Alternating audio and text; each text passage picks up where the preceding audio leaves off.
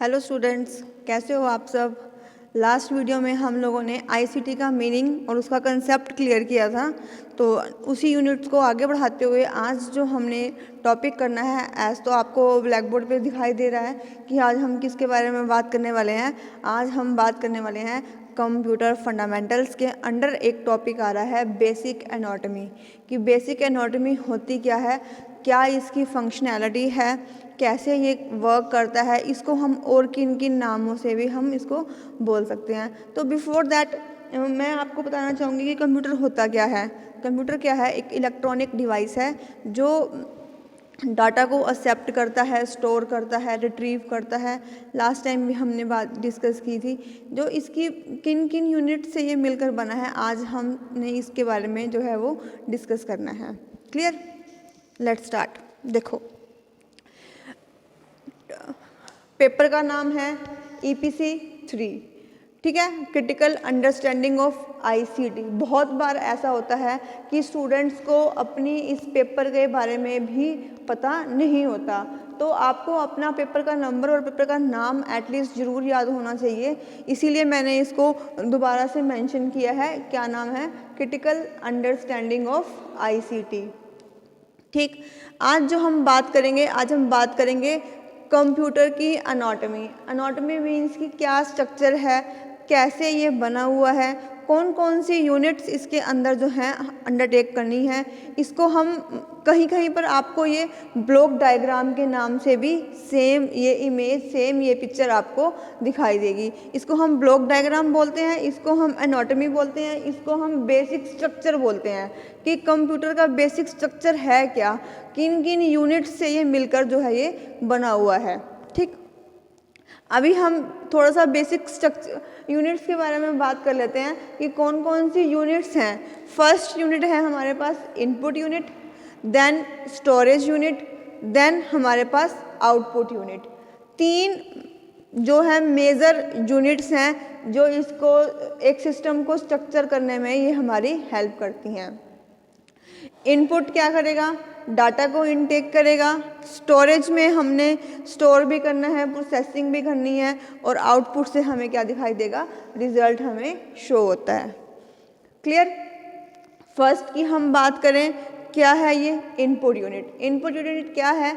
Input unit वो unit है जो डाटा को एक्सेप्ट कर रहा है outside the word. It convert these instructions and data in computer acceptable form। हमसे डाटा को लेगा और सिस्टम को इसने देना है सिस्टम की एक्सेप्टेबल फॉर्म के अंदर। जिस फॉर्म में कंप्यूटर को ये समझ में आता है ये इसको कन्वर्ट कर कर दे देता है। It supplied the converted instructions and data to the computer system for further processing. The first stage is, यहाँ पर क्या होगा? From the outside word it accept the data. Clear, ये डाटा यहाँ पर एक्सेप्ट कर रहा है, then it gives to the storage unit.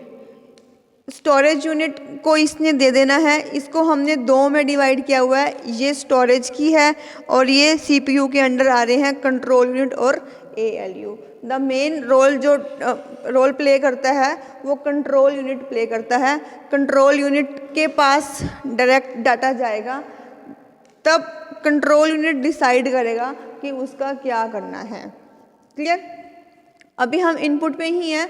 Input की बात करेंगे कि इनपुट के कौन से ऐसे डिवाइसेस हैं जो डाटा को एक्सेप्ट कर रहे हैं, ले रहे हैं और इनपुट के लिए हमारी हेल्प कर रहे हैं। लास्ट वीडियो में मैंने मोस्ट कॉमन इनपुट डिवाइस को डिस्कस किया था आप लोगों के साथ में, बहुत क्लियरली और डिटेल्ड में मैंने उसके बारे में आपको बताया था। अगर आप लोगों ने वो वीडियो नहीं देखी है तो एक बार प्लीज़ उस वीडियो को ज़रूर देख लीजिएगा, क्योंकि उस वीडियो में मोस्ट कॉमन इनपुट डिवाइस के बारे में डिस्कस किया गया है। ठीक है, तो मोस्ट कॉमन इनपुट डिवाइस कौन कौन से हैं जो नॉर्मली सब जगह देखने को मिलते हैं और उनके बिना जो है सिस्टम बिल्कुल सिस्टम ही नहीं होता। फर्स्ट है हमारे पास कीबोर्ड और दूसरा है हमारे पास माउस।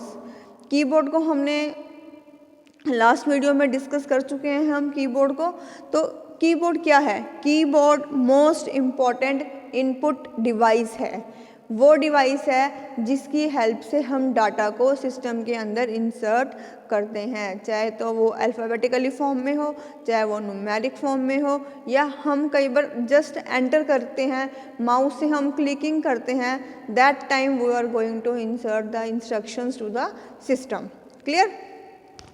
अब सिस्टम के पास जो है इनपुट आ चुका है, इनपुट कीबोर्ड और माउस की हेल्प से हम लोग दे चुके हैं, तो वो इनपुट कहाँ जाएगा? वो इनपुट जाएगा कंट्रोल यूनिट के पास। कहाँ जाएगा? कंट्रोल। इस पोर्शन को हम क्या बोलते हैं? Brain of the computer. It's called CPU, control process, central processing unit. जो डाटा इनपुट की फॉर्म में आया है वो कहाँ जाएगा? वो कंट्रोल यूनिट के पास जाएगा। कंट्रोल यूनिट उसको देखेगा कि उसके ऊपर प्रोसेसिंग करनी है या उसको हमने जस्ट सेव करके अपने पास रखना है। अगर आपने उसको कोई अर्थमेटिक फंक्शंस परफॉर्म करने के लिए दिए हैं, प्लस माइनस एडिशन सब्ट्रैक्शन, कुछ भी आपने उसके ऊपर कोई प्रोसेसिंग लगानी है, कोई आपने उसके ऊपर एडिशन सब्ट्रैक्शन करने हैं, फॉर्मूलाज पुट करने हैं, तो कंट्रोल यूनिट उसको कहाँ ट्रांसफ़र कर देगा? वो इसको ALU में ट्रांसफ़र कर देगा। ठीक है?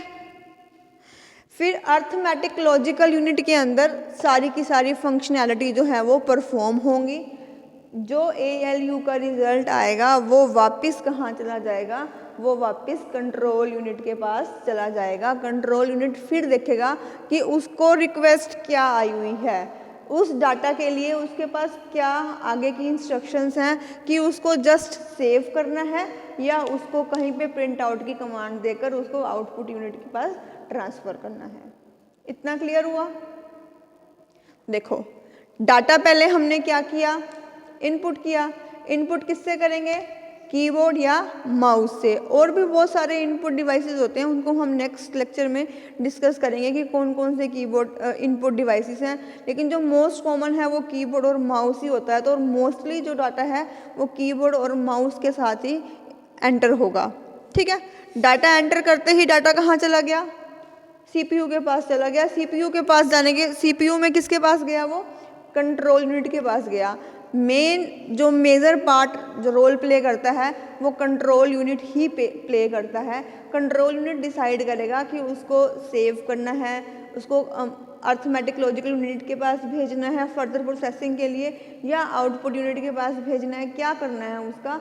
तो उस सब की फंक्शनैलिटी कौन देखेगा? कंट्रोल यूनिट उसको चेक करेगा। क्लियर है कि अगर आपने डाटा टाइप कर दिया, लिख लिया, तो हम उसको क्या करते हैं? सेव करते हैं। तो सेव करने के लिए वो कहाँ जाएगा? वो सेकेंडरी स्टोरेज या प्राइमरी स्टोरेज के पास जाएगा कि हमने उसको कहाँ पर सेव करना है। फ्लॉपी डिस्क में सेव करना है, हार्ड डिस्क में सेव करना है, CD में सेव करना है, पेन ड्राइव में सेव करना है। तो ये डिसाइड करते हैं कि आपको कौन सी स्टोरेज डिवाइस भी यूज़ करनी है, कौन सी स्टोरेज यूनिट के अंदर आप उसको सेव करने वाले हो। क्लियर है? 2 यूनिट क्लियर हो गए, इनपुट यूनिट और स्टोरेज यूनिट और ये सेंट्रल प्रोसेसिंग यूनिट। ठीक, अब नेक्स्ट यूनिट आ रही है आउटपुट। अब ये सारा काम हमने क्यों किया? क्यों प्रोसेसिंग करी हमने यहाँ पर, कि हमने डाटा सेव क्यों किया, उसके ऊपर हमने फंक्शन क्यों चलाए, या उसके हमने जो अर्थमेटिक फंक्शंस हैं वो क्यों परफॉर्म किए हैं? क्यों? क्योंकि हमें वो कहाँ चाहिए? आउटपुट के रूप में चाहिए। यहाँ पर डाटा होता है, जो डाटा कंप्यूटर के अंदर कीबोर्ड और माउस के पास की हेल्प से एंटर करेगा। यहाँ पर उस डाटा के ऊपर प्रोसेसिंग होएगी। क्यों होएगी? ताकि हम उसको एक इंफॉर्मेशन का रूप दे सकें, एक रिजल्ट के रूप में हम उसको प्राप्त कर सकें। क्लियर है? अब आउटपुट यूनिट है, आउटपुट यूनिट डिसाइड करेगा कि आपने उसको जस्ट सिस्टम के अंदर ही देखना है या आपने उसको आउटपुट के रूप में बाहर लेना है, प्रिंट आउट के रूप में। आउटपुट भी हमारे पास 2 तरह का होता है, एक होता है सॉफ्ट कॉपी आउटपुट और एक होता है हार्ड कॉपी आउटपुट। जो डाटा सेव करके सिस्टम के अंदर ही रखा हुआ है फर्दर यूज़ करने के लिए, तो उसको हम क्या बोलते हैं? Soft copy. और जिस डाटा को आपने प्रिंट आउट निकलवा के आपने प्रिंटर की हेल्प से प्रिंट आउट पेजेस के ऊपर आपने वो इन्फॉर्मेशन को ले ली है, तो वो क्या है? वो हार्ड कॉपी आउटपुट होता है। क्लियर है? और अब आउटपुट डिवाइसेस कौन कौन से होंगे। आउटपुट यूनिट का काम तो पता लग गया कि जो डाटा हमने इनपुट से लिया, प्रोसेसर ने उसको प्रोसेस किया और आउटपुट यूनिट के पास हमारे पास रेडी रिजल्ट जो है वो प्रिपेयर होकर आ गया। ठीक है, आउटपुट डिवाइसेस कौन कौन से होंगे जिनकी हेल्प से हमें जो रिजल्ट है वो मिलेगा। जो मोस्ट कॉमन की हम बात करेंगे, मोस्ट कॉमन है हमारे पास प्रिंटर और मॉनिटर। मॉनिटर के ऊपर हमें सॉफ्ट कॉपी रिजल्ट दिखाई देगा और जो प्रिंटर है उसके ऊपर हमें हार्ड कॉपी आउटपुट जो है वो प्राप्त होगी। क्लियर। इनपुट, अब मैं आपको एक एग्जाम्पल की हेल्प से इसको समझाना चाहूँगी कि एक एग्जाम्पल लेते हैं कि मुझे क्लास 10th का रिजल्ट चाहिए।